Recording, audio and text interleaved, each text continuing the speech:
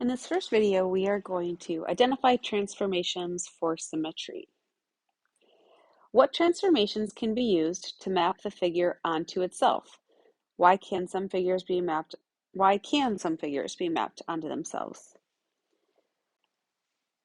So we're going to just write in a little note here. A figure has symmetry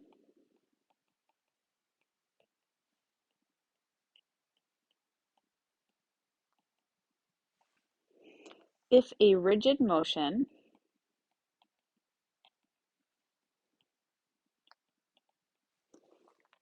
can map the figure onto itself.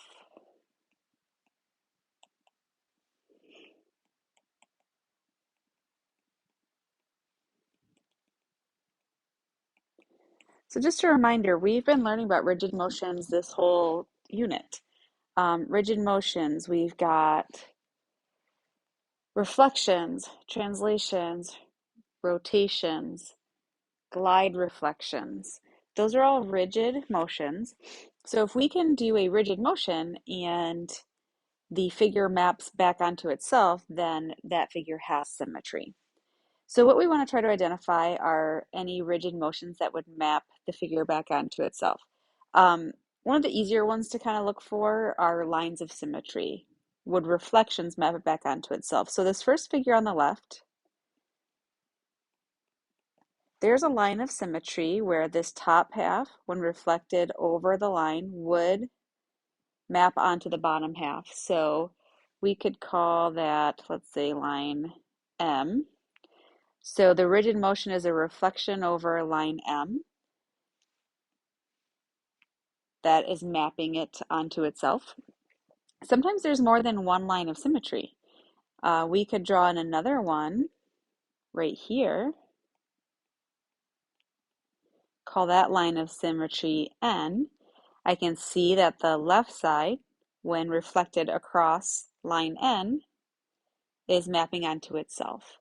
So a reflection across line N is a rigid motion mapping the figure back onto itself, so this figure has symmetry.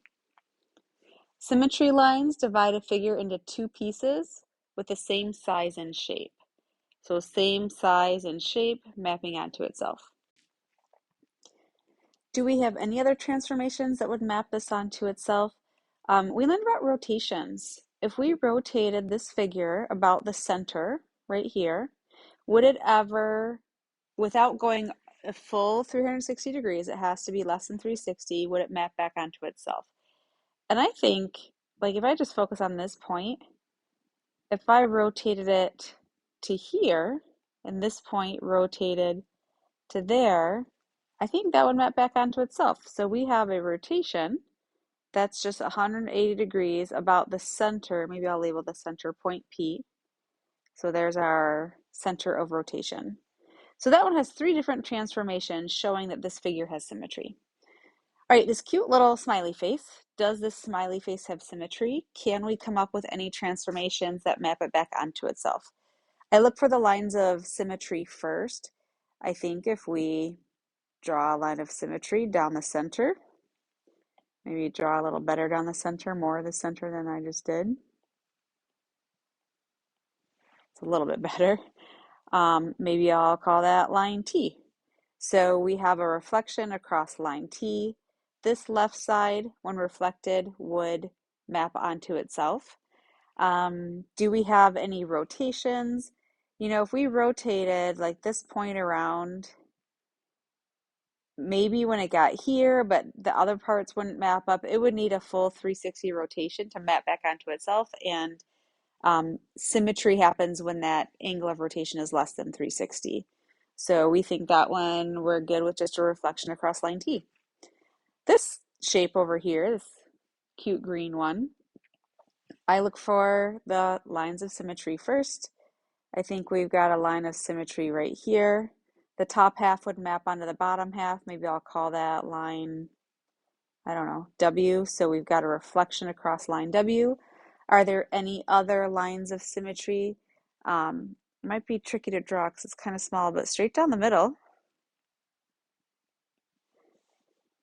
I'll call that line D. This left half would map onto itself on the right half. So we have a reflection across line D. Do we have any rotations that would map this onto itself?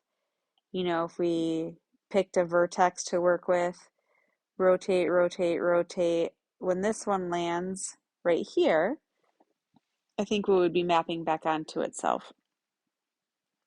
So if it went all the way over to here, and this one went all the way to there, that's a 180-degree rotation. So we have a rotation of 180 degrees, about point, I'll just give ourselves a center of rotation, P.